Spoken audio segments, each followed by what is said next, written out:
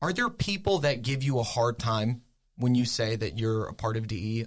The way it's portrayed is you've got a white candidate who's qualified, and then you've got a black person that is a bum on the street, can't do anything right, doesn't even deserve to be here, or doesn't have enough knowledge to be here. And they give them out to the unqualified candidate just because of the color of their skin. That's absolutely not true. As a CCIM instructor, the students in the class are changing, and everybody benefits from that. What people fail to realize, especially as a minority and African American man, practicing commercial real estate, is you're not alone. Let's talk a little bit more about you and your business. Like, most people don't know that. My guess is what they've created is a cash printing machine. Oh my goodness. Talk about bankers wanting to be your friend too. So on January 1st, 2025, medical marijuana becomes legal. Look at this. Now we're talking. So that's the thing about cannabis real estate is, let's say we take a market where it's $10 a foot, charging them $40 a foot. And it's like, how do I get involved in this industry now? I know. I got a background in this.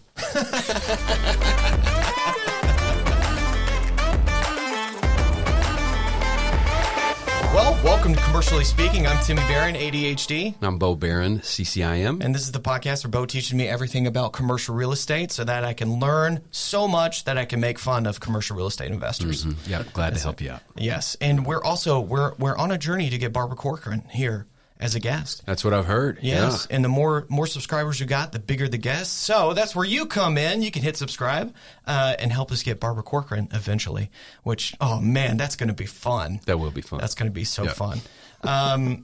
Yes, it is. I wanted to show you something real quick I thought was so funny. Now, this is on Facebook. On April 6th, 1893, the longest boxing fight in history took place, which lasted 110 rounds. Whoa. I.e. until 7:18 a.m. between Andy Bowen and Jack Burke. Here's the photo. Wow. Here's the photo. Now get this. It ended in a tie. What? It ended in a draw. Why do you go 110 rounds to end in a draw? I found that so funny, and that wasn't even a part. It's just like a fighting post, so there was no explanation or like the fact that it ended in a draw was funny. I thought that was really funny. That's it. I'm baffled on a lot of different levels at this point. Like, one, just the details of what happened, but two, like, why on earth did you just bring that up? I have no idea. I saw it today, and I thought it was really funny. And so, it's one of those ADHD. There's really no reason to bring it up other than I don't got anybody to share my thoughts with. Okay. Yeah. Well. So I was like, oh, look, here's whatever we can do to help people. you, Timmy. Yeah. Yeah. All right, that's all. What do we get? What we have a guest. Okay. We have a guest. Mm-hmm. My friend, Daynon Kirby from Nashville. Yes, welcome. Thank you. Daynon, welcome to Commercially Speaking. Thank you. Thanks for having me. Appreciate it. Yeah, absolutely. Yeah. And we're just going to have a conversation with Daynon about, we'll just see where this goes. Yeah. Yeah. And what I do know about you is you just got your CCIM not that long ago, October 2023. Yeah, October 2023. Seattle. Yeah. Hey, congratulations! Thank you. Yeah. And I am curious. Before we jump, though, you said you had a few dad jokes. Can you share those with me? Sure, I'll get a couple for you. You're going to be really glad you brought that up. Hey, Timmy, did you hear about that apartment building down the street with that last vacant unit? No, I don't think so. It was last, but not least. It was not least. 10 points. A commercial real estate dad joke. I like it. Yeah. All right, here's another one for you. I'm going to have to get on my game. I got to write some. What do developers have to be grateful for?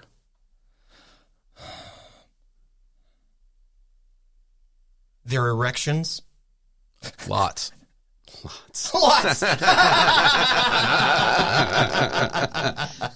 That's good. All right, last one for you. What did Bubba Gump name his shrimp company? Let me back up here. Okay. What did Bubba Gump name his property management company?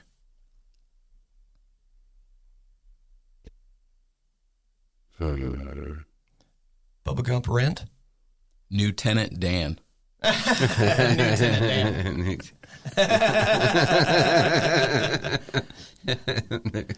All right. I was thinking about Gary Sinise. I was thinking about Gary Sinise when you asked the question. Like, I bet it has something to do with him, but I couldn't even remember what his name was in the Lieutenant Dan. Yeah, Lieutenant Dan. I couldn't remember his character name. It's a really good movie. I haven't seen it in a long time. I haven't either, and I love it. I love movies. I love that movie. Yeah. That's got to be a rewatch soon. That's 1995, I think. That's crazy. Yeah, it's a long time ago. Yeah. I was either a senior in high school or a freshman in college when that came out. 95, I was in 4th grade. Yeah. Bite me. 95, yeah. I was... Hey, you age well. Come Yeah, on. yeah. Thanks. Are we the same age? 86? 86. Yeah. August 16th, 1986. December 2nd, 1986. 86, baby. 86, baby. That's it. Yes. Well, I think I'm done here. Hey, I'll tell you what, this is the youngest guest we've ever had, I think.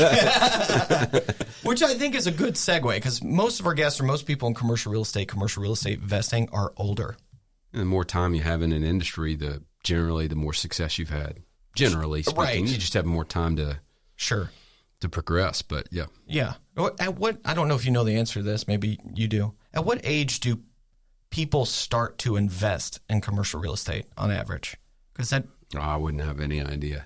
I mean, if you were to go look back in the day, we'd probably say, late 20s, 30s, just due to it. But now, I mean, there's kids that are in high school that are investing. And I think that just comes along with changing times, access to knowledge, opportunity, right? Yeah. And access to capital. And as technology evolves, everybody has more access to the knowledge.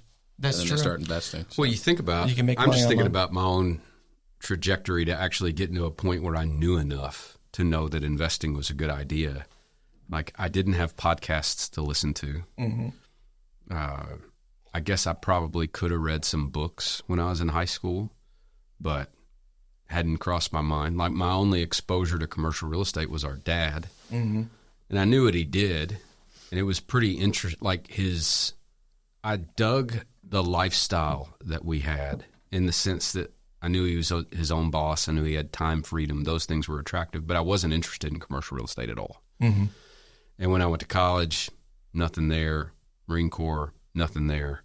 And then I had to come back and get into the industry to start learning any of that stuff. I really knew nothing other than just what I picked up from mom and dad through osmosis, really. Right.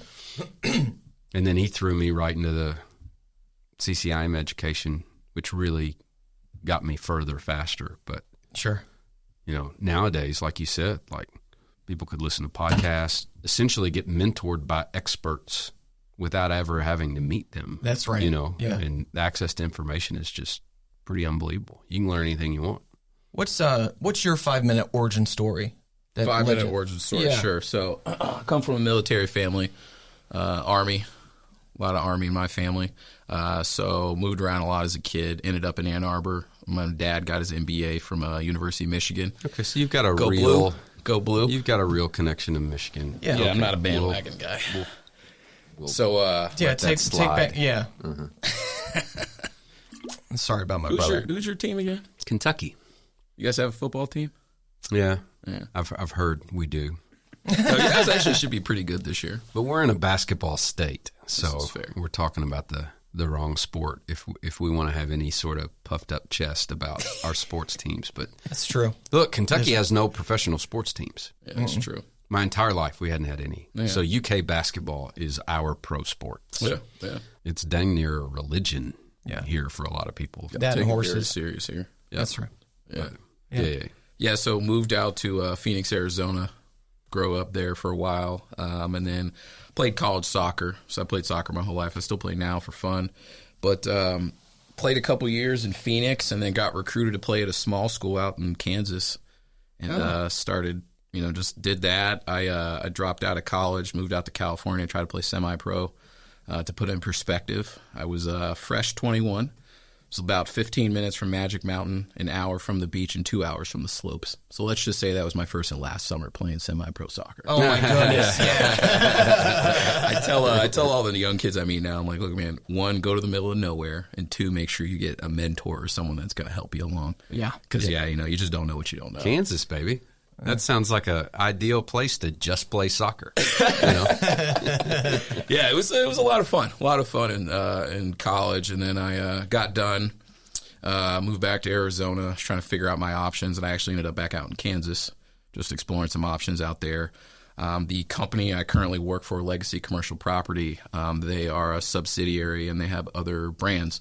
One of the retail brands is Family Video. So a movie rental chain, similar to Blockbuster, Hollywood. Mm-hmm. So I actually started working for them on the leadership side, moved up the ranks there. I started there in 2011, ended up at the corporate office in 2016. Oh, wow. They were based out of Glenview, Illinois, and Chicago.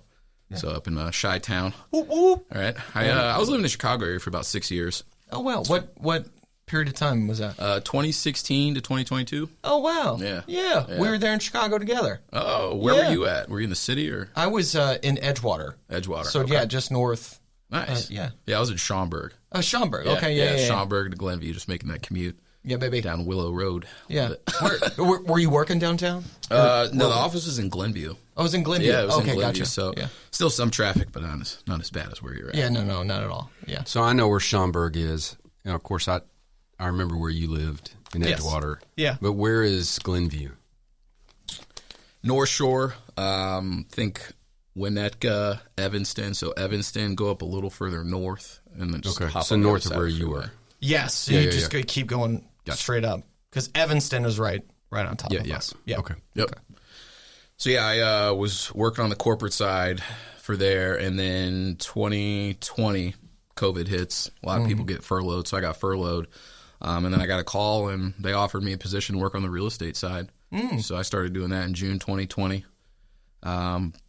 Progressed through that. December 2022, they opened up a new office down in Nashville. Offered me an opportunity to move down there and take a promotion to help open the new office. So moved down to Nashville December 2022, and here I am. So wow. Yeah. So and it's interesting how many people accidentally fall into commercial real estate, right? Oh yeah, man. I mean, I didn't think I'd be here right now. Growing up in my family, it was, in the very early end, it's, you go to college and play sports, or you join the military, or, you figure out a business to run. And then when I got to the end of high school, I went to college to party and play soccer. Yeah. Right. So it's just like kind of one of those things where you don't really know where you're going to end up. Mm-hmm. And then growing up in my family on the further down the line, it's the big three, as I get told. It's healthcare, finance, and real estate. You're going to do those three if you're going to be successful. And now I do all three. So yeah, that's nice. As much as I tried to fight it, man, I'm here. Loving every minute of it. Yeah. I have the same thing. Like, I never intended to stay in Owensboro. Yeah. I never was interested in real estate. And then, man, you find yourself in boot camp, and family and becomes really important really fast. Yep. And I was like, man, I'd love to come back and work. And yeah, you're right. It does seem to, I'm sure there's plenty of people that always knew they were going to be in real estate, but sure, a lot of people, and that might be true for other industries as well. But like, I just think about Bob Knackel, who said he was in New York and he walked in what he thought was a bank because he wanted to do Wall Street. He walked in a Caldwell Banker. Yeah. I think he was a so bank. he was looking for an investment banker job. And now he's like one of the biggest commercial real estate guys in New York, or I guess anywhere. Do you have siblings? Yeah, I do. How many? One, I got a little brother. He's 8 years younger than I am. Oh, okay. Yeah, kind of a gap there. Yeah, we got a pretty big gap. Apparently, it's called only child syndrome. Oh, is what I have. So yeah, I've dated a few of those, married to one, so. You get it. I get it. I get it. In our family, there were 2 sets of siblings. Okay. So there's me and my sister, and then there's a gap of like 7 years. Okay. And then there's another 4. Mm-hmm. And they were all like every other year. It was like bang, bang, bang, bang. And so Timmy's the number 2 child in the second group. Okay. But what you have here is, like, I'm the oldest. And so I act like a firstborn. Mm-hmm. And then after that gap. And a Gen X. Oldest and a Gen X. That's right. Like, you're just the coolest. just the coolest combination. Oh yeah, that's cool. Sounds very Yeah. cool. Yeah. But Timmy's older brother, Jay, is 2 years older than him. He acts like a firstborn too. Yes, He's he like does. the firstborn of the second group because there's enough of a gap. Oh, that's a good point. Yeah.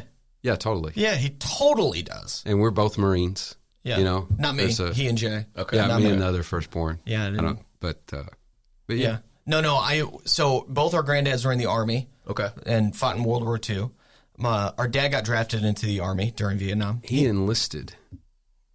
Oh, I thought he got drafted. He would have gotten drafted. But Oh, he he went ahead enlisted. and did it. Yeah. Okay. So he enlisted instead of getting drafted. And then Bo joined the Marines. Then my other older brother joined the Marines. Okay. And my mom and dad talked to me about the military.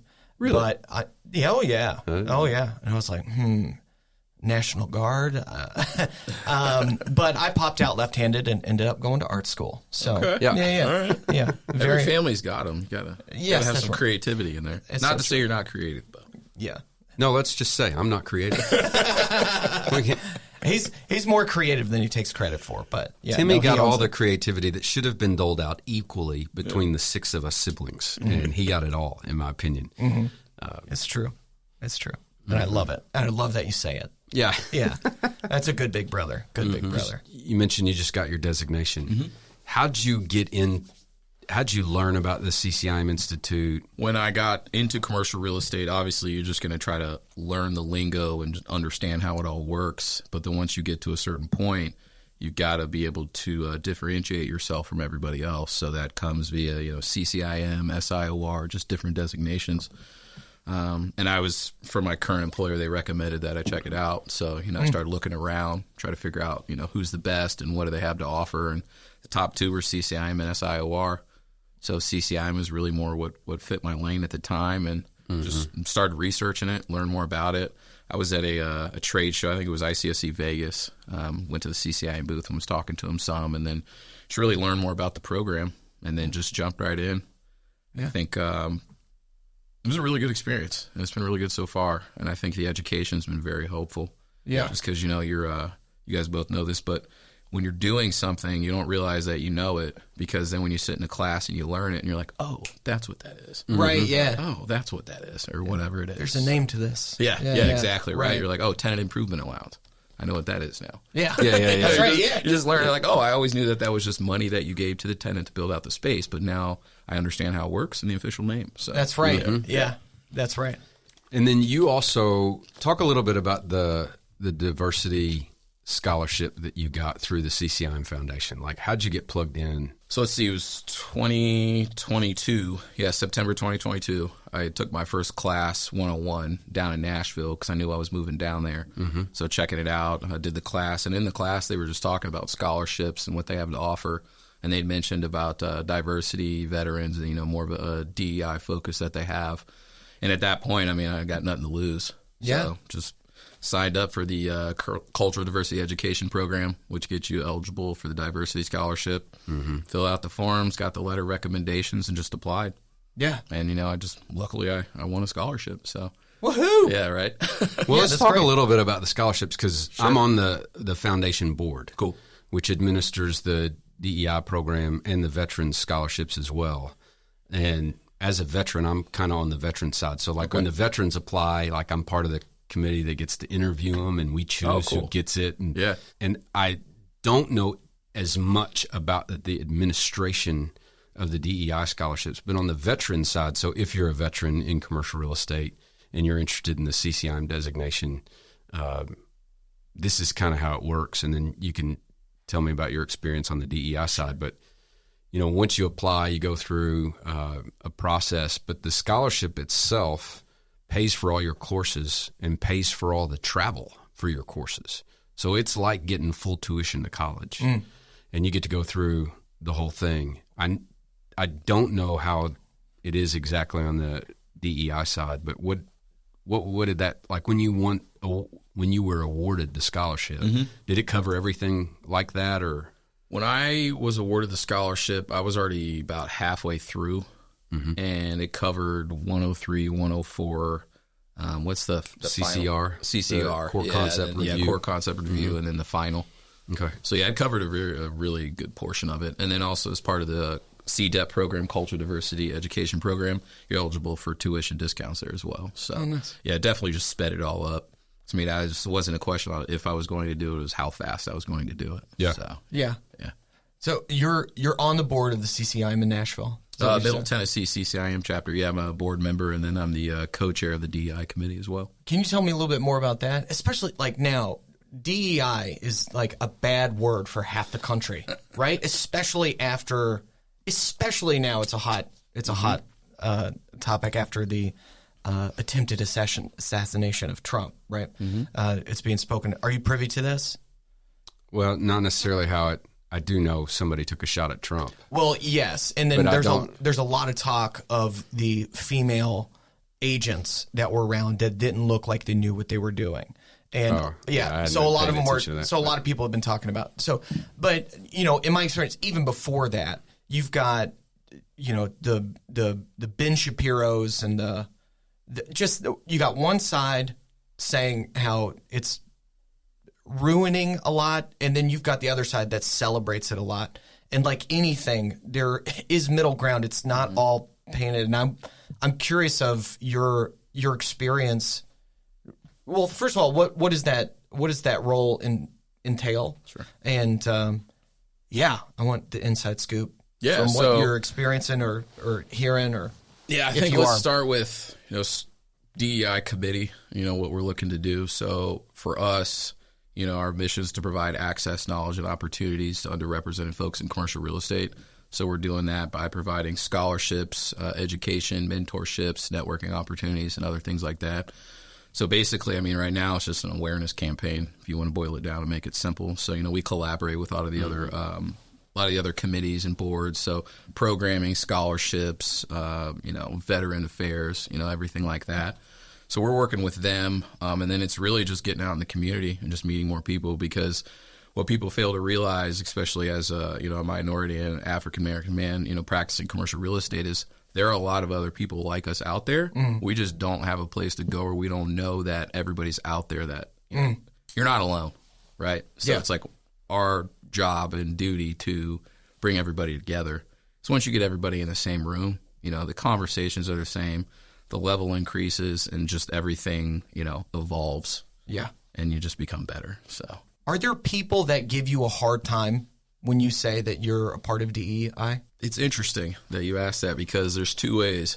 So sometimes when DEI comes out, they immediately perk up, like, oh, really? That's great. And they want to learn more, and, they support it and everything. And then you always get the other side, which is not a large percentage. But then you say that, and then they just go, oh, okay. Right. And then they continue through the conversation. Right. So it's kind of one of those where you're like, all right, well, I'm here and I'm doing what I'm doing. So either, you're an ally and you understand and you get it. Right. If you don't like it, get out of the way. Or there's your third option, which is to get run over. So it's just like, which one do you want? Yeah, right. But yeah, I think, not to get too political here, but on the DEI side, I think that everyone's done a good job of polarizing it, because at the foundation of it is, DEI, the I means inclusion. So it's like we need allies and we need people to, uplift everyone and to help. And then there's that misconception as well as you've got two candidates. One is, just for sake of color, one's white, one's black. They're both qualified. The black one would get promoted, right? But the way it's portrayed is you've got a white candidate who's qualified, very qualified, and then you've got a black person that is a bum on the street, can't do anything right, doesn't even deserve to be here, or doesn't have enough knowledge to be here, and they give them out to the unqualified candidate just because of the color of their skin. That's absolutely not true. So it's like, I think it comes from educating, because like with ignorance, the only way you could beat ignorance is to educate it out. Right. Right. And then at this point, and it's 2024, we were talking about access to technology earlier. It's like, if you don't understand what's going on, I don't know where you're getting your information from.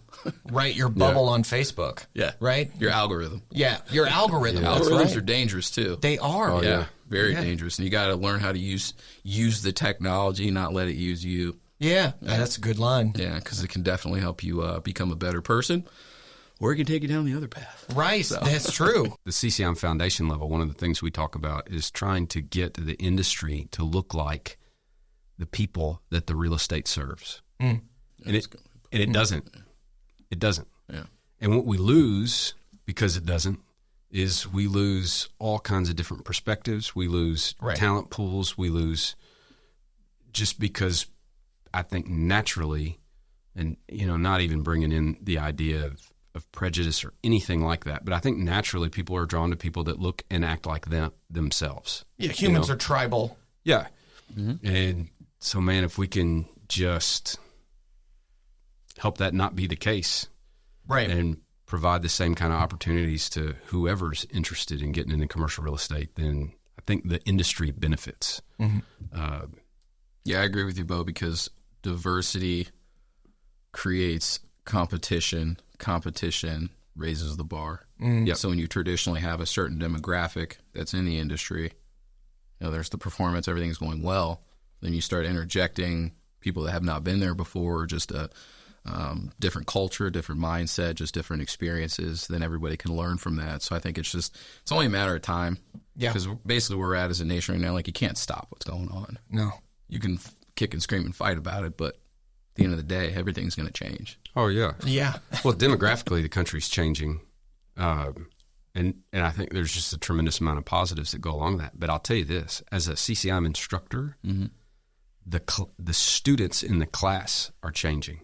Nice. So like and I've only been instructing for 5 years, but even over that time, there's a lot more females. There's a lot more diversity in the class.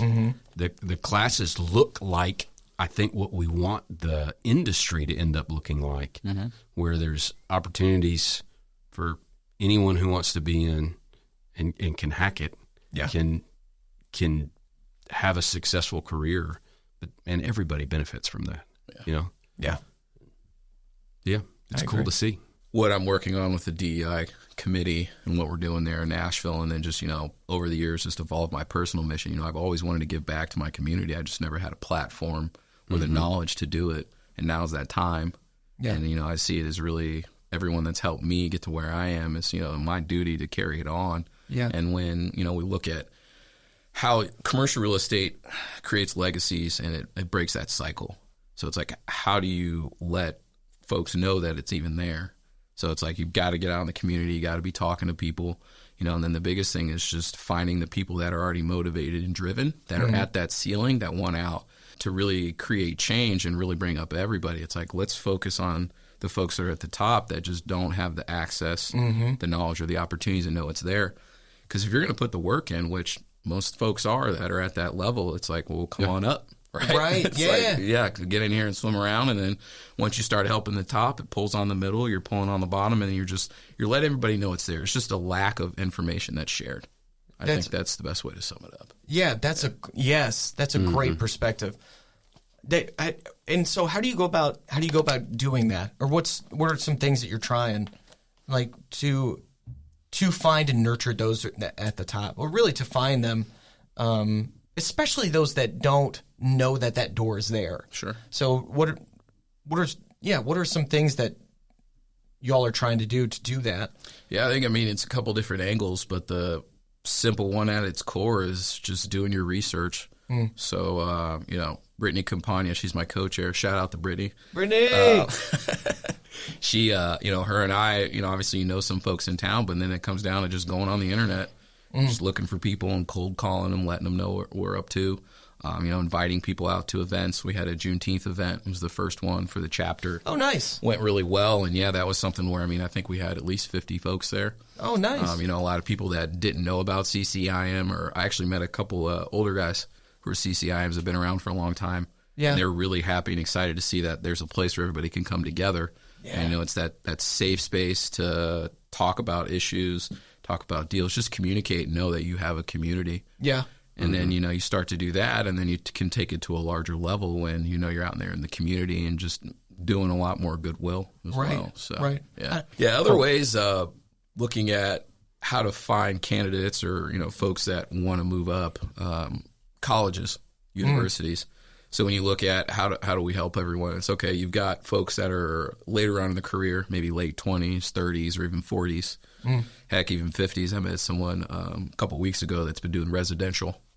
They're looking for a path to commercial. So it's, you've got your older folks. But Good move. Yeah. So Good move. Not for everybody, but I would agree. No, I know. It's a little rivalry. Yeah. The finding kids in college and students in general, they're there for a purpose. They want to learn. They're looking for a path. A lot of them, and we've done a little bit of work here locally. They're in Nashville, some of the colleges, and we're going to roll out some more programs next year. But a lot of them don't even know that commercial is an opportunity, because traditionally, your dad got you a job, your uncle got you, like you just knew somebody, Right. and that was the only way you knew. Yeah. Right. So it's just like, now there's job postings. Now, they're looking for interns. We're out at the colleges talking to kids where they're taking the residential path and they don't know commercials there. Right. Or, kids that are just general business majors, they just don't know what they want to do. And then we show up, like, hey, here's what's going on. No matter what you look like, it's like, here, kids, students, adults, here's what we're up to. Here's some opportunities. Yeah. And some of them bite, some of them don't. But when you talk about sourcing, finding more people that are quality that want to be there, that's another good avenue as well too. Yeah. So. I did, I've got some experience, not in this specifically, but working at an arts college where we would go and we'd talk to the high schoolers. Oh, yeah. And college rep, as it were. And we'd go give presentations about like what you can do in the arts or as an animator or, the things that a lot of them don't. The only similarity is it's like industries not a lot of people think they could go into and make a career. Yep. And dream about. And yeah, it was huge going out and talking and just showing people that's there. And then they're like, oh yeah. Oh, okay. Yeah. Yeah. And then they can go through, but Like I can earn a paycheck doing that. right. Yeah. Right. And a Like, big part yeah. and a big part of the content I made before we started doing this was that in the acting field. A lot of people don't know how that works, how you get into it, or that you can even make a living on it. Sure. And I can just see the similarities of it. Really is as simple as we are here. This is here. You can do it. Now you know. Opportunities and access, you're hitting it right on the head. Yeah. Yeah. Totally. So when we're going back to DEI and how it's been stigmatized, I wasn't sure how it would go once I got into the industry, because you always hear about, stories about not being treated fairly or being received really well or whatever that is. And, Right.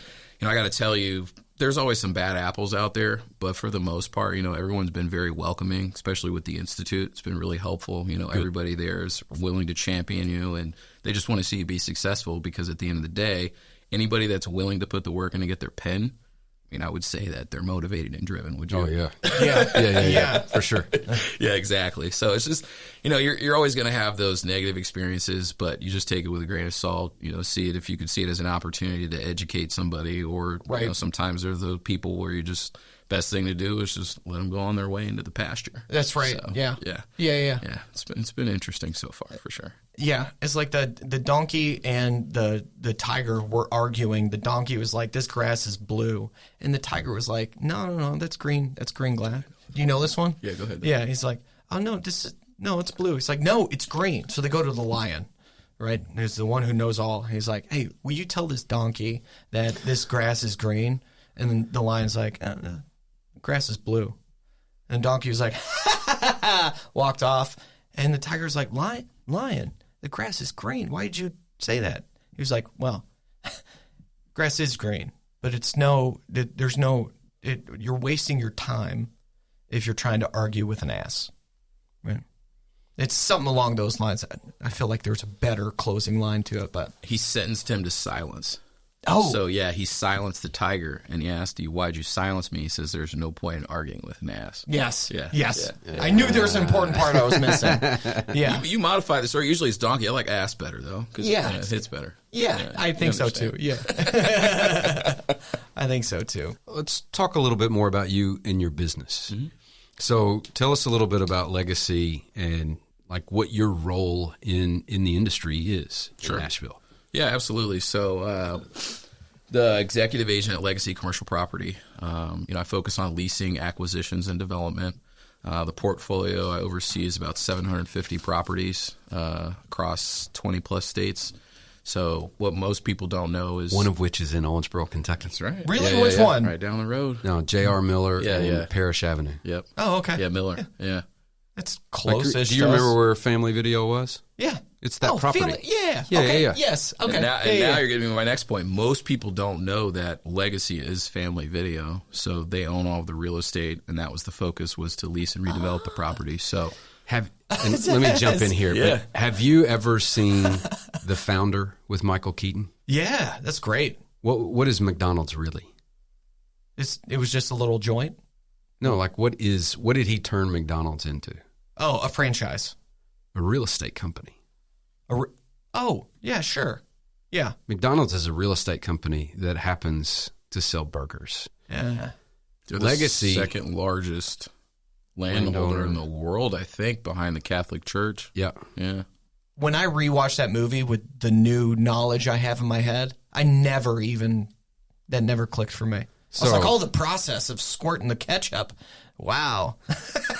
Yeah. Whoa, he did It was good. a real estate play the whole time. Yeah. Or not the whole time, but Yeah. after. Well, Family Video and Legacy, like that's a similar model. Maybe not the same model, but a similar model. So the whole time for them, and I remember when they were looking for their Owensboro location way back when, like we were helping them do that. And I remember it's a couple brothers, right? Yeah. They the came Hoagland here. family. Yeah. I met with them. We're driving them around, and they talked a little bit about, like, look, 20 years from now, video rentals aren't going to be a thing. We're Right. actually a real estate company, Yeah. So they were their own tenant for a while, and they had supplementary uses. So, like, if you remember that particular center, they bought the land, they built the center. Family Video took up a portion of it. Yeah. And there's a little piece left Yeah. of the building, and it was a gym, just a 24-hour gym where you got a little key fob, and I was a member of it for a while. And Yeah. it wasn't staffed, it was Yeah. a small space, but it had showers, and you could have a fairly cheap membership. It was kind of like a mini Planet Fitness. So it was, kind of a cheaper type of membership, but you had 24-hour access. And You know who owned that gym? They did. no, yeah, that's Yeah. Oh, yeah. yeah. I said, yeah. And I think they had a couple other uses. Like, did they have a Couple concepts. Do they have they're the largest pizza joint? franchisee for Marco's Pizza. Marco's currently. Pizza? Got So you'll see 120 plus Marco's locations. Yeah. in some of those, and Yeah. so they were their, they owned the real estate, so they were owners, developers, and they were their own tenants. Yeah. And so when the video business sort of ran out of steam, Yeah. like, okay, we're a real estate company, we just find other uses for this space. Blockbuster should take a note from Legacy, right? For sure. I don't know what their thing is, but I remember Blockbuster was gone, and then Family Video popped up. Why not? I It think- probably overlapped a little bit, there would was be some my overlap, guess. yeah. But they were the last ones standing, for Okay. sure. Yeah. Blockbuster leased a lot of their properties. They didn't own. They didn't own the movies. They didn't own the racks. That was when Family Video really set them apart, as the ownership mentality. Wow. Yeah, Okay. yeah. It makes sense of why it lasted so much longer than Okay. So when he Look at says this. he's Yeah. over 750 properties that he's working with over Yeah. 20 states, this is sort of the empire that Legacy created, Okay. growing Family Video, but always in the back of their mind, they're like, this is a real estate play the whole way. Yeah. It Yeah. was really pretty interesting. Yeah, it's fascinating. Yeah, it blew my mind when I first learned it years ago. But Yeah. now we're full service, so nose to tail. So site selection, analytics, legal, financing, construction management, manufacturing. Big one for us is property management too. So we manage about 6 million square feet of property as well. So Wow. when we talk about the developer, leasing, and everything, landlord, we're the whole package. A lot of the work I do is landlord rep. So redeveloping and leasing out the Family Video sites, former Family Video sites, and then acquiring and developing more properties as well. Yeah. So it's a little bit of tenant rep, but mostly landlord rep. Yeah. And then we have a team of, I think we're up to 15 agents now. So we've got some corporate agents that are down in Nashville, a few up in Illinois, and then the rest is our field team as well. So Yeah. it's we do a lot of volume. I think on average we're averaging close to 150 deals a year. Oh, and wow. our acquisition goal is, I think we want to acquire 20 to 30 properties a year. So we're really full steam ahead. It's just about finding the right partners. Tell me about your acquisition criteria, because there's going to be people listening to this that are going to want to know, like, what are you guys looking to acquire? Yeah. Keep it simple is multi-tenant value add. So shopping malls, strip centers, something that's got some vacancy, maybe some deferred maintenance. Potentially, maybe we could create some outlots. But yeah, all on the retail side. All on the retail side. Yeah, that's really where the bread and butter is on the success for that. But yeah, I mean, it's as simple as that. Prefer warmer states. Talking about the Sun Belt, further south, southeast. But yeah, other than that, we're looking to acquire deals, and thankfully, we have a pretty large book of clients. Where a lot of times we'll come across a property, and then we know right away, I can send this to XYZ and fill up the property, acquire it. And we're holding it. That's another thing about Legacy as well, is they are very disciplined with their investment formula because they don't sell. Yeah. Like I've seen people offer millions of dollars for a property that's maybe $500,000, and we said no. Yeah. Just because they're very disciplined, and that's how how they've been so successful and how it got larger. All right, so let's talk about this for a second. All right, here's what normal looks like if you're an investor in commercial real estate, especially if you're putting groups together, and you're generally a 5-year timeline. Yeah. Right? And so you're buying it to sell. And the return you're going to deliver to your partners or your investors or whatever, most of it is delivered on the sell, when you sell. Or on the sale, I should say, when you sell. So that creates a certain set of assumptions that has really, I think, infiltrated commercial real estate. So when you don't sell, when your timeline is long, it allows you to do some things that you wouldn't do if you were buying it to sell in 5 years.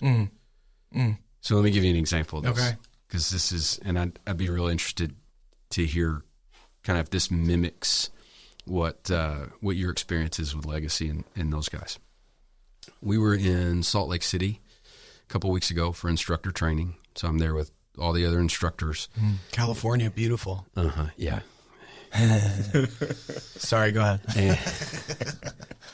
And a lot of times what we'll do is we'll do a case study. We'll take a local property and do a case study on it and apply the skills we teach in 101, 102, 103, 104 to the property. And we've done this the last couple of instructor trainings. And it's really nice because I just teach 102. I know that stuff. But, and in our company here, we use the 101 stuff all the time. All right. When you start to get to 103 and 104, like, I don't even really remember much about what's in those courses. Yeah, we Like, never it's talk been- about we never talk about It's that. been like 18 years since I took those courses. Right. And I don't like the use user- that stuff all the time. The user experience. would Yeah, be like when we had 103. Jim Rosen Right, on okay, here, yeah. and he was talking all 103 stuff, and that was great. But what they do is they put us into groups where you've got instructors for all the courses, and we take a look at the market, the property, the outlook, projections, try to calculate demand and what could be in the future, and should somebody do a deal or not. So we went and we toured a medical office to apartment conversion in Salt Lake City. Okay. Oh, All right. It's right on the outskirts of downtown. Great linkages by some hospitals, and it was by some universities, good location, public transit, had some parking, and we toured it. And it's pretty close. It's probably 70% done with its conversion, maybe 80%. Okay, so we get to walk through the whole thing, and then one of the instructors lives in Utah, and these developers were his clients, and so we got all their numbers. Oh, And they gave us enough information for us to analyze the deal. Oh, that's cool. And so we toured it. Leading up to it, we were doing a lot of the 102 stuff, analyzing the market, projecting rents and demand and all that stuff that we do. And when we got there and we got the numbers, we started plugging it in and doing the 101 stuff. And every group started coming up with this makes no sense. Like you wouldn't do this. We have to be missing something. Yeah.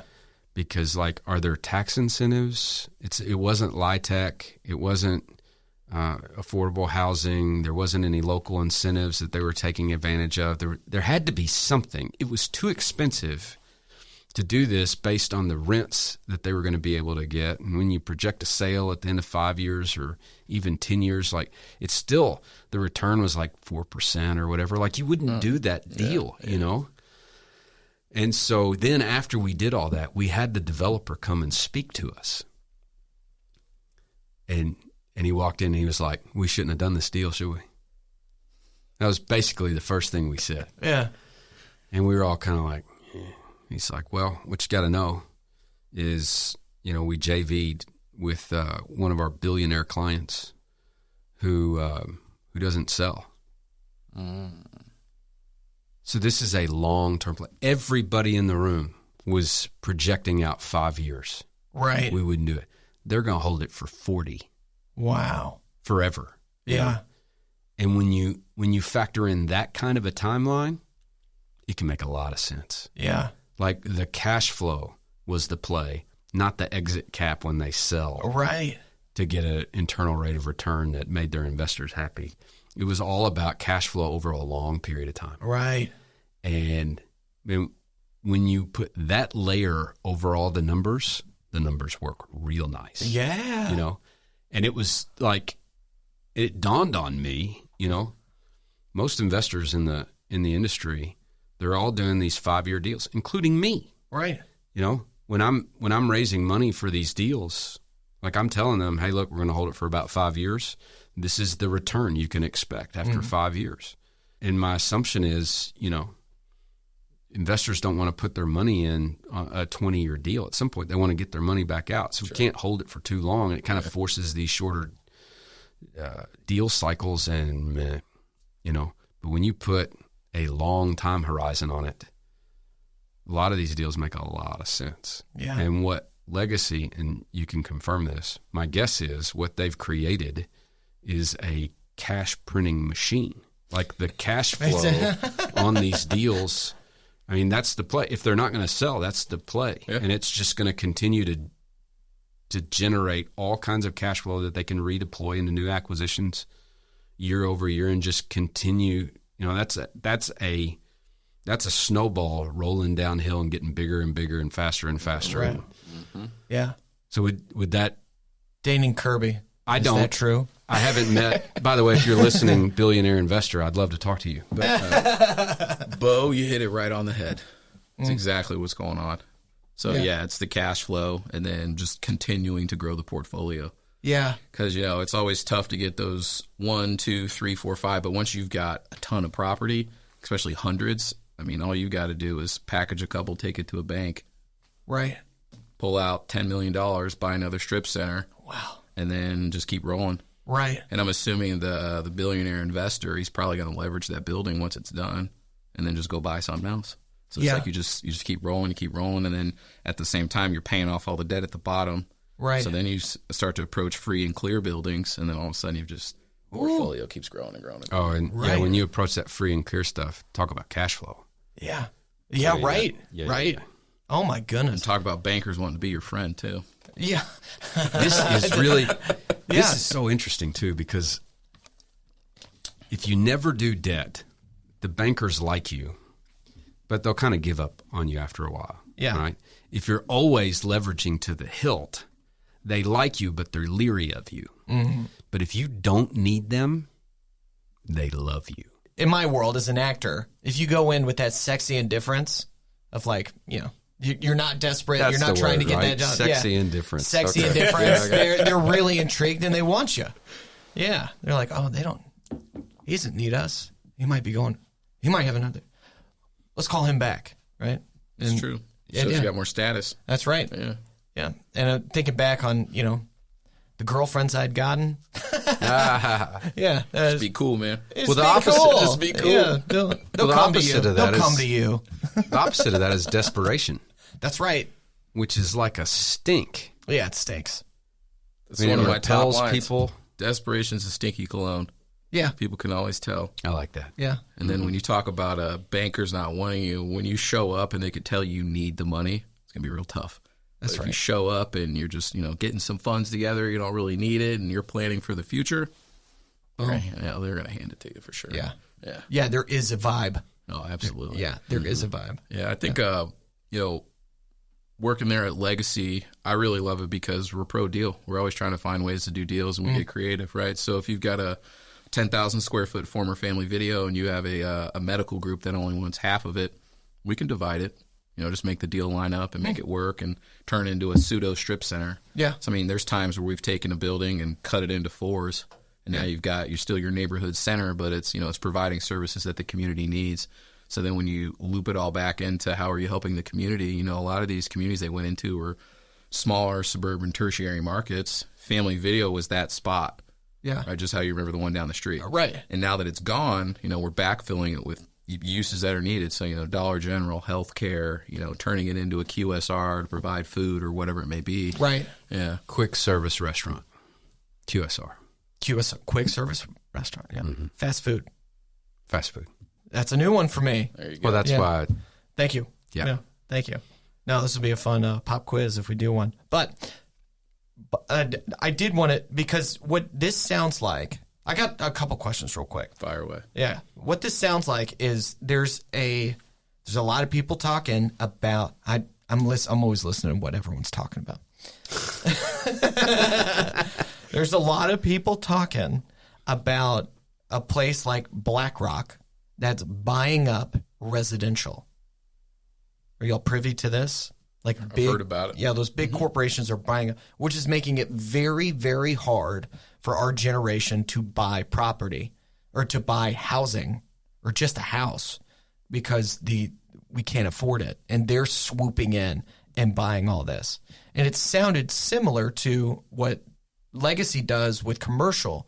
Don't have too much of a problem because it's commercial, right? It's not affecting how people live or whatnot. But are y'all privy to that, or any thoughts on?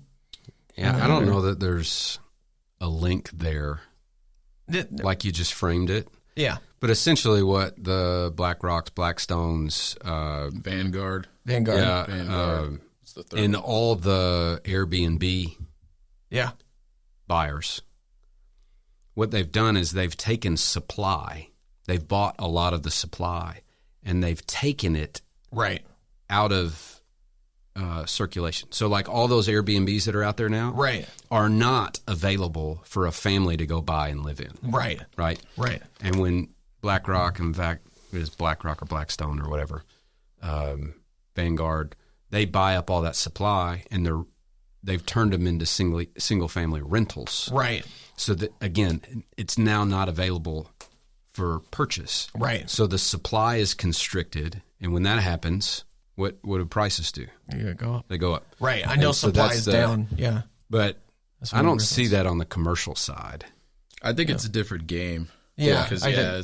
and on the commercial side, you would actually probably praise somebody. Yeah. You're buying a ton of property. Right, And right, most, right. most commercial focused companies that are successful focus on providing the right services for the area. Right. Because if you think about from a retail, so you know this, but from a retail perspective, you're only going to get a tenant in a property that is needed in that area. So if you run a report and it says that they need last mile delivery service, you put a DoorDash warehouse in. Yeah. Or if you need a Dollar General because they have no food or they don't have access to anything, you put a Dollar General in. Or if it's you need a urgent care. Yeah. You're gonna put in what works for the property. Right. Yeah. And that also provides jobs. Like I see the good capitalism at work in that. Yeah. Right. Well, the other big difference between those two scenarios, on the residential side, Blah. they're changing the use. So families can't buy those homes and live in them now. They're Right. turning them into some kind of rental, Right. which is a different use for that same property. Right. Whether Legacy buys a property or it's the previous owner or the next owner, they're going to be leasing out that space. That's right, The use yeah. really isn't changing. The ownership is changing. And they may be able to pull some things off with their creativity or their financial strength that a previous owner just couldn't do Right. or couldn't think through. Right. But the use is still the same Yeah. in that it's space that is leased. Right. So yeah. Okay. Cool. Yeah, that's an interesting question. Yeah, it's interesting, and I do understand the difference now, because it's either changing it into you can short-term rental or leases, and a lot of the complaint is, well, even the leases, they're hiking up the rent because they can, and the supply is so low, but there's more coming. I've heard. I'm listening. Keep listening. Keep listening. I'm listening to it all. But the other question I had is, I think I asked you this not too long ago, but in a lot of industries, I'm like, what is you're in it, you're doing it, but what's the goal? And I always compare it to acting. It's so clear. You go into acting, you want to be, most of the time, you want to be a movie star and win an Oscar, right? But in all other fields, I don't know why it took me so long to be like, oh, that's not everyone's trying to get an Oscar in the field or whatever. Yeah. But with commercial real estate, it does seem like a lot of people do end up going into investing and investing property. I don't know if you have invested in property yourself yet, so that's my question. Have you? Is it a goal of yours? And number 3, since you are working at Legacy, are you thinking more of long-term as opposed to 5-year deals? Good question. Yeah, cool. So sometimes he rewords my questions for me, but you didn't have to, I guess. No, I don't. Just from the folks I've talked to over the 4 years I've been doing real estate, is a lot of people, they start out brokering, and then they get into that. They see, it's not for everybody. And then the evolution of acquisitions, dispositions, and then a lot of them that don't like that, they find that they become an investor. Because then once you're in there and you're practicing it, you learn the game. Right. And you're like, wait a minute, why am I not just doing this for myself? That's right, yeah. But, there are times, too, where, a position like mine at Legacy, I'm in a really good spot. Right. My verticals are healthcare, national accounts, and cannabis. We're a growing company. We've got a lot of support behind us. So it's just like, I'm just riding the wave. I didn't know this cannabis bit.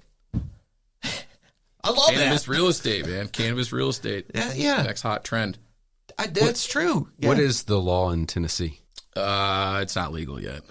Okay. Yeah. Not at all? Not at all. It's on the ballot. They've got the the low THC stuff. Yeah, like Delta 8. I basically call it fake weed. But yeah, it's the stuff you don't want. Yeah. But yeah, they sell that there. But it's just like other states where it's on the cusp of becoming legal, where you're going to see a lot of dispensaries open up. Right. That are that low THC, or smoke shops that will already want to have a presence, because then when it comes time to get licensing from the state. That's right, yeah. They've already seen it as an established business.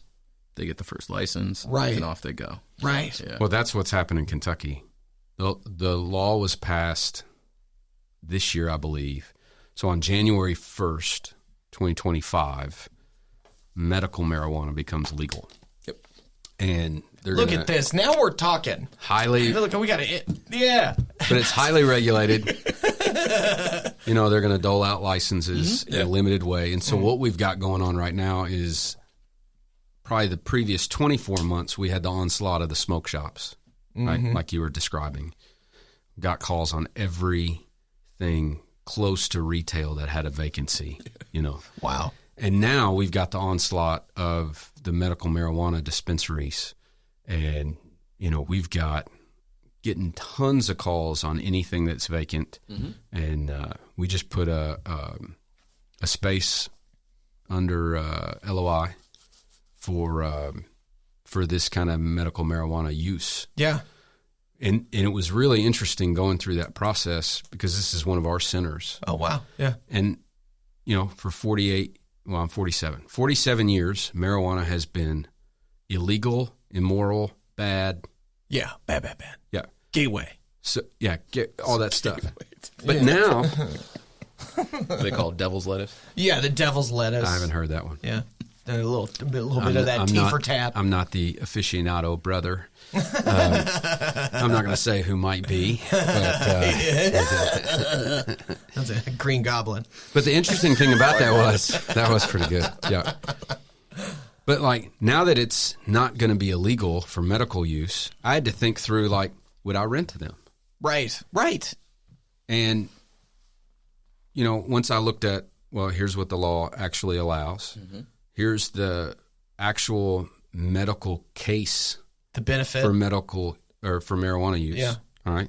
And then I looked around and I was like, I have no reason not to do this anymore. Right. And it's basically a pharmacological use. Like it's right alongside of leasing to a pharmacy, essentially. Yeah. And so, and we did the deal. Of course, it's contingent upon them getting one of the licenses, which is probably a long shot for. There's so many competing for so few, but Right. Question I have for you, Bo, on that one, since you're doing that deal. What kind of rent are they paying? a lot. Premium? Okay. So that's the thing about cannabis real estate is, let's say we take a market where it's $10 a foot, it's normally leased to whoever, you're charging them $40 a foot. Wow. So 4X, 3X on the rents. Okay, I didn't charge them enough, evidently, but it's a lot. Yeah. And then other things to consider too when you talk about, who you want to do business with in the cannabis world, things to ask is, are you vertically integrated? Meaning, are you cultivating, producing, distribution, retail, everything? Because a lot of times you've got dispensaries that'll open up and they're getting their supply from someone else. Right. If something goes wrong or they get in an argument, whatever happens, they drive the price up. Right. They're not making any money. Landlord doesn't get paid. Now you're stuck with a dispensary. And here's two other issues that I found. One is my question was, okay, I don't have any reason not to rent to these folks, Yes. right? However, is there, because this is one of those deals, it's a group of investors, and we went and bought this. There was a 5-year horizon on it. We're going to be selling this center probably in the next 24 months. Is there any evidence that having a cannabis tenant hurts the sale price on the back end? Mm-hmm. So I researched that. Didn't see any evidence of that. The other question is, will the bank lend on the property? Mm-hmm. Because it's still federally illegal, even if the states allow it. Yeah. And most banks won't Yeah. take their money. Yeah. You So know. what'd you find on that? There could potentially be an issue. Yeah. Oh, okay. That would be the buyer's issue, Right. Right. But Yeah. so Fascinating. So it is. from, It's fascinating. Like from there's a banking ripples. perspective, when you talk about, so the research that I've done, and one of the ways that you can find more folks to do deals, be open-minded about it, is the fact of once it becomes legal federally, the banks will start taking your money. And they love your property because it's legal. They're paying 2, 3, 4 times the amount of rent. So the NOI is ridiculous. Right. And now they've got another avenue. But what I caution is a lot of big boys sit on the sidelines till they know they can play. So we talk about BlackRock, Vanguard, like a lot of these larger companies, REITs or whatever. Once they know it's legal, and they're probably going to know a little bit before us, right? I won't go into that. But once they know it's legal, they're buying everything.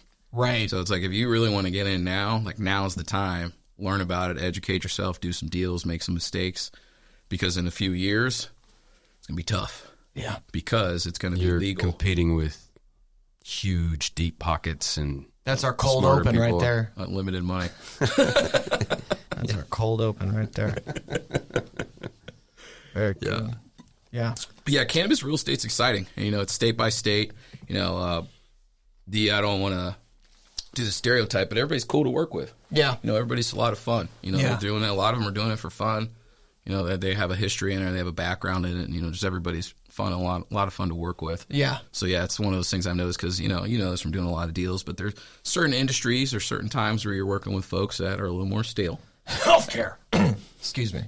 And then there's other times where you're working with, a cannabis tenant or somebody else. Not to say there aren't fun healthcare folks. Sure. 'Cause there are. Yeah. Yeah. Shout out to you, fun healthcare folks. Shout out. But no, it's all good. Can't complain. The cannabis is riskier though. The last piece I'll have on it is you can do a ton of work.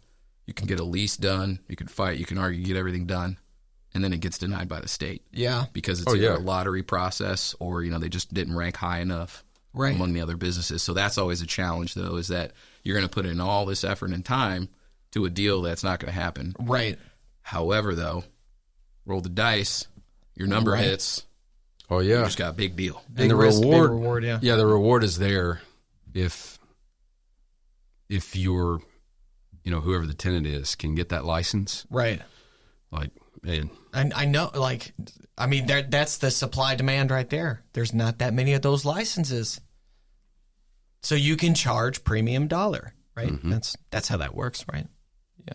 Yeah, and that legacy too, we're a cannabis-friendly landlord. So I think Yeah. that's another reason why it sets us apart is, if the economics line up, good credit, good partnership, and the city says, okay, we're willing to work with people. So Yeah. yeah. Cool. Yeah. Yeah. Cannabis real estate. Yeah, I like it. You got to help buy a building now? Yeah. Find a tenant. and he's like, how do I get involved in this industry now? I know, I got a background in this. You want to do a pop quiz? Yeah!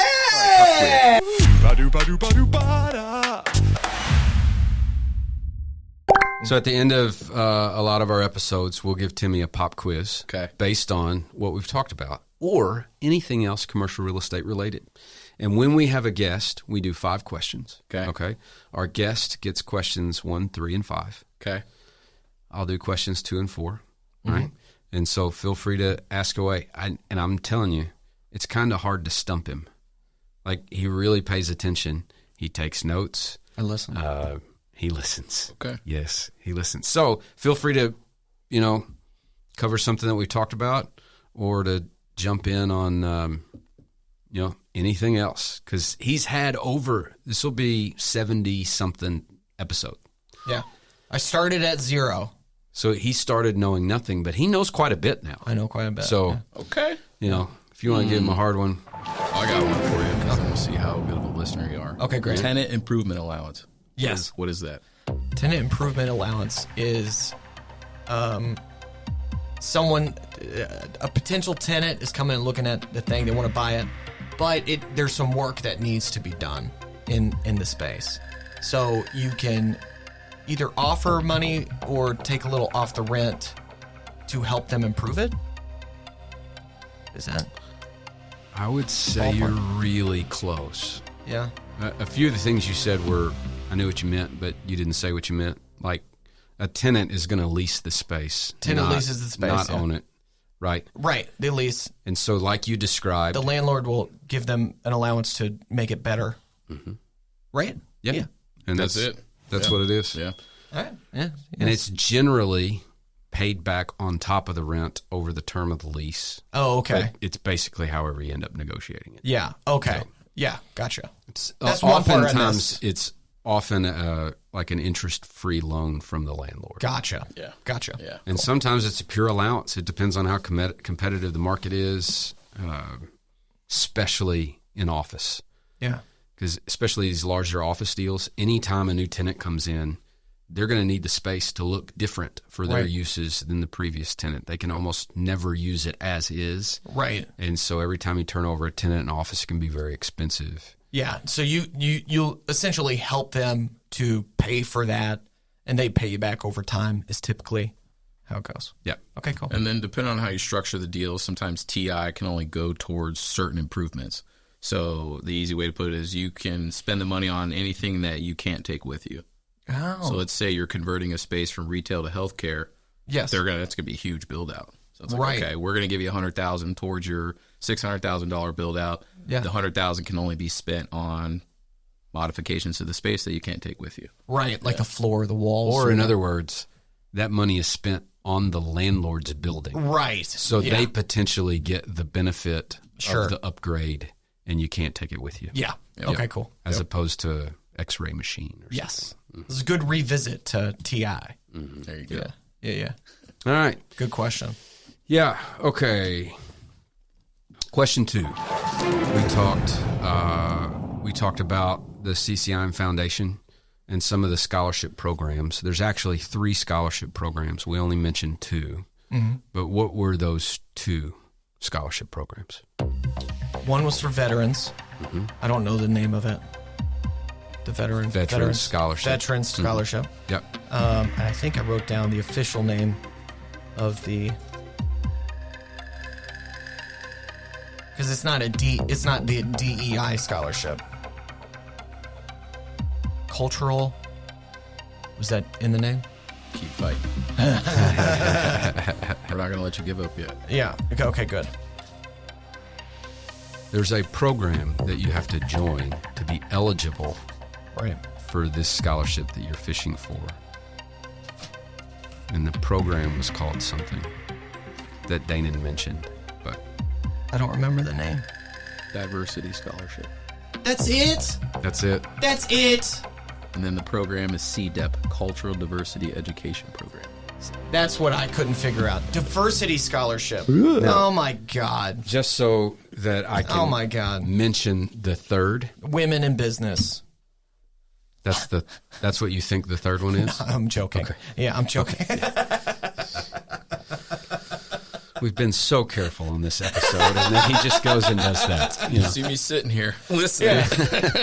You all should have a women in business one. Come on. The third one is the named educational scholarships, and the way these work, the NES scholarships. Okay. Each chapter. So we've got the Kentucky chapter. There's the Central Tennessee chapter that he's on the board of. Yeah. Which I always erroneously call the Nashville chapter. Yeah. I think Middle Tennessee. Tennessee. CCIM chapter. Middle Tennessee. Yeah, not Central. So what these chapters will do is they'll put a scholarship together and name it after somebody at their chapter. It's kind of an honor kind of deal. Yeah, okay. And they'll raise a certain amount of money. The CCIM Foundation will match that amount, and then the interest in investing that amount of money, the interest funds a annual scholarship. Oh, wow. Which is generally around $1,000 or $1,500. That chapter will award every year, and it'll essentially pay for all or most of a core course. Okay. 101, 102, 103, 104. So, and most chapters have multiples. So Kentucky, I think, has 4 or maybe 5 now. Okay. And so every year we're awarding those, and it'll basically cover the cost of one course. Okay. Or close to it. And so if you're interested in the CCIM education, one, join your local chapter because there are scholarships available. And a lot of these chapters struggle getting enough people to apply to give them all out. Wow. Oh, that's... And so there's access that anybody has. Join your local chapter. Find out about the scholarships, when the deadlines are. In Kentucky, we do ours in the spring and in the fall. We'll award 2 and 2 or 2 and 3 or however that is. And my guess is the Middle Tennessee chapter has the same dynamic. I don't know how many NES scholarships you guys have, but We've got a couple. Yeah. Yeah. And then, we give out a lot of scholarships. I'm looking to give out more, but like he said, got to find people. That's right. Yeah, that's good to know. Did you hear that? all right. Question 3. Question 3. What is rent abatement? Good question. Rent abatement? I'm totally guessing. Go ahead. Yeah. It's when you abate the rent. What is abate? Abatement. It's something you put on a hook to try to catch a fish. Right. Or it could be like a little rodent that if you're trying to catch a... What about the action of abating? Now, that's a good question. I don't know. I have no clue. Rent abatement is a delay in rent. Oh. So let's say we do a deal, and upon opening, I give you 6 months of free rent, so you can ramp up your business. Sure. Because remember, the goal of a landlord is you want your business, your tenant, to be successful, so they can pay you rent. Right. So if we negotiate a deal and you say, "Hey, Daynon, here's how my business works," because a good landlord is going to understand the tenant's business as well. Yeah. And how their cash flows, so then you can get the cash in your pocket, right? Right. But what you do is you just, okay, you told me about your business. Hey, what's your ramp up period? And you're going to say, yeah, I'm not going to be really turning a profit for the first 6 months. Yeah. So then as a good landlord, I'll just give you that 6 months for free. Huh. So then you can ramp up, start paying your rent. And then typically what you'll do is you'll just add more term on the back end. So let's say we signed a 10-year deal, and I gave you 6 months for free. You do a 10.5-year deal. So 10 years, 6 months. I see. Because then on the back end, that's where you're going to make up for that money. Gotcha. And you're going to make more money because you're going to have increases way down the line. Because every year as a landlord, you want to try to have increases to outpace inflation. Yeah. Okay. All right. That's a new one for me. It is a new one. I don't think we've ever talked Did I about it. miss anything else on that one, Bo? It could also be the tenant coming to you in the middle of the lease and saying, look, this is what just happened. Yep. Can you help me? Yeah.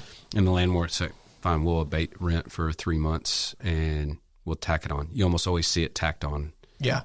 on the back end. And like he said, they're going to be paying more rent on the back end Sure. than they are now. So there's a trade-off that could potentially benefit both. Right. When something like a pandemic happens, Yeah. you have all kinds of tenants coming to you for help, potentially. Yeah, right. And then you as a landlord need to, well, look, you've got bills to pay. Right. You can't just abate everybody. Right. And so, like we had a national tenant come to us and say, we need abatement. And we were like, no. Yeah. Right. You're going to be fine. Yeah, right. Right. And they were. Yeah.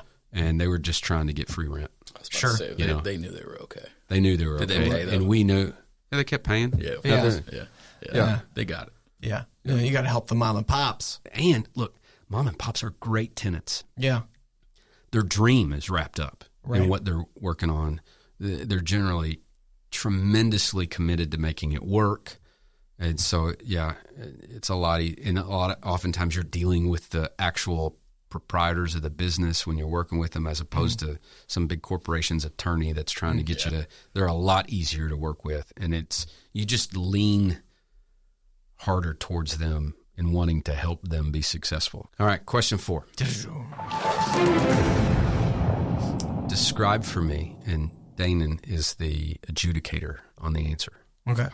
I like adjudication. Describe for me Great words, everyone. Legacy's business model in investing. Sure. It's long term. They buy the building. They were using family video as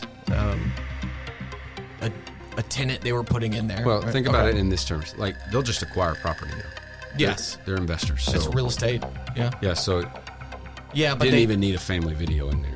Right. Okay. Right. But they buy it and they hold it, for a long time, and they buy more.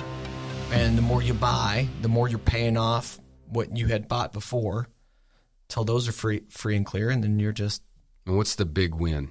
printing money, cash flow. Cash flow. Yeah. That was a good answer. All right. Yeah. Ah, Ding, ding, ding. Cash flow. ding, ding, ding. Cash flow, baby. All right. Number 5. Come on now. Good luck. Ooh, I got one. Oh. Okay. What is force majeure? And how does that impact a lease? How do you spell that? Major. Majuere. Yeah. I don't know the root of that word. I don't think we've ever talked about it. I don't see how you pull this one out. Maybe a hint. Is there any hints? I'll give you a hint. Yeah. My bringing up the pandemic probably triggered in his mind the force majeure clause in most leases. Would that be true? Yeah. Okay. If you're in a position that it happens like a pandemic, you get a period of time where you don't have to pay at all. Well, what do you got? You want the... I'll give you one sentence. Acts of God. Acts of God. You will see that in the force majeure clause. Go ahead, Bo. Let's get the official. Okay. Definition. Here's what Google defines. Force majeure clauses, common in most commercial lease agreements, generally excuse or temporarily delay certain landlord or tenant lease obligations, like paying rent, due to unforeseen circumstances beyond the party's control. So And rent you'll abatement often- would be a part of force majeure? Could be? Under that umbrella? Yes, and a lot of tenants, when the pandemic happened, tried to use their force majeure clauses, act of God, beyond our control, Right. to say, you have to abate my rent, I see. Mr. Landlord. Yeah. And that generally didn't work.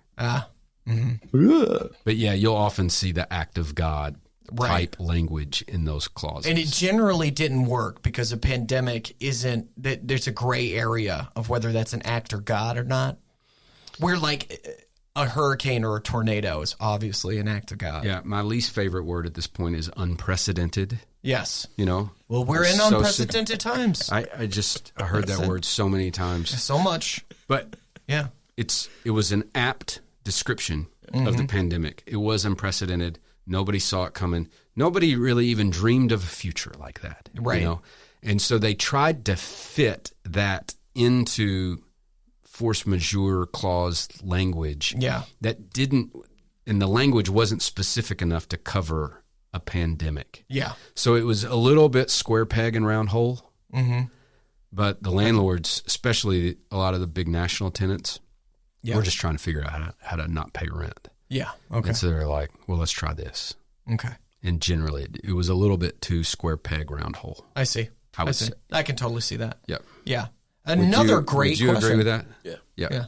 Another. And as many properties as you guys have, I bet you're dealing with that a lot. I'm not on the property management side, but I get some whispers. Mm-hmm. Yeah, luckily, we approach our property management standpoint, not to get off track, but more of a partnership. Because as you know, being a landlord too, is like you want your tenants to be successful and you want to have that open communication. So it's like, hey, if you got a problem, just let us know. We're in the business of trying to make you successful so we can get paid as a landlord. So yeah, absolutely. I think it's a common thing where landlords fail is they just see it as dollars. Right. Instead of helping mom and pop, creating that dream, employing people, helping the community, et cetera. So, it goes deeper than that, but yeah. Yep. Yeah, that makes sense. Cool. All right. I think it was 3 for 5. Yeah. Well, he stumped me twice. Yeah. It was really good. Nicely done. It was really good. Yeah. Yes. That was good. Nicely done. All right. Daynon Kirby, where can people find you if they need to reach out to you, need some help that you can help them with? Daynon Kirby, CCIM. You can find me on LinkedIn. You can go to legacypro.com, or if you really want to make it easy on yourself, just go to Google, type my name in, Daynon Kirby CCIM. I'll pop up right there. Shout out to Legacy Commercial Property. If you're looking to lease across the United States, contact me. If the city allows it and the economics line up, we'll work with you. And shout out to the Middle Tennessee CCIM chapter and all my folks there. Yeah. And just looking to grow. And on the DEI side, like we were talking about before, if there is anybody out there that's interested in commercial real estate, or you're interested in learning more about DEI and the mission and what we're doing, feel free to reach out to me, and happy to help. You can also go to, like, if you Google the CCIM Foundation, go to their website. At the top, first you'll see that the website looks like it was created in 2004, but it still works, and it's getting redone right now. But at the top, you can click on scholarships, and you'll see a section for the Veteran Scholarship, Diversity Scholarship, and the NES Scholarships, and you can find out more information. They're always looking for great candidates. There are scholarships out there that need to be given to people. You could be that people. So go on. If you're on YouTube right now, please hit subscribe. We're trying to get Barbara Corcoran in here. More subscribers, the bigger the guests. Come on, Barbara. Come on, Barbara.